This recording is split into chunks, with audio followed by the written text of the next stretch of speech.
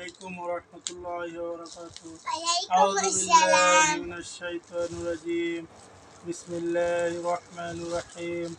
رب زدني علما رب زدني علما رب زدني علما। তো বন্ধুরা, আজকে আরবি শিক্ষা মুরাক্কাব শিখাবো। মুরাক্কাব অর্থ মিলে লেখা। দেখছেন, এটা হচ্ছে আলিফ, এটা হচ্ছে বাম দিকে যে অক্ষরটি যাবে এটা হচ্ছে লাম, তারপরে এখানে হচ্ছে বা, তারপরে যদি এই যে দুই নুক্তা থাকে উপরে এটা হচ্ছে তা, তারপরে তিন নুক্তা থাকে ওটা হচ্ছে সা, তারপরে নিচে যদি এক নুক্তা থাকে এরকম এটা হচ্ছে জিম, এটা হচ্ছে হা, এটা হচ্ছে খা। উপরে যদি এ ধরনের অক্ষর থাকে উপরে ফটা থাকে এটা হবে খা। তারপরে এটা হচ্ছে দাল, দাল লেখার নিয়ম এরকম। জাল, র, ধা, সিন, আর এটা হচ্ছে শিন, সদ, গজ, ত, জ, আইন।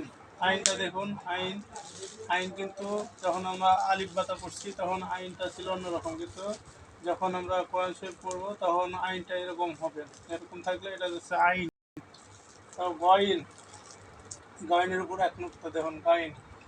ফা, ফা, ফায়ের উপর এক নুক্তা। কফ, কাফ, এই যে এটা হচ্ছে লাম, ডান দিকে যখন যাবে লেখাটা তখন থাকবে ওইটা হবে লাম। তারপরে যে এটা হচ্ছে মিম, মিম আরেক ধরনের আছে, এই যে এই ধরনের একটা মিম।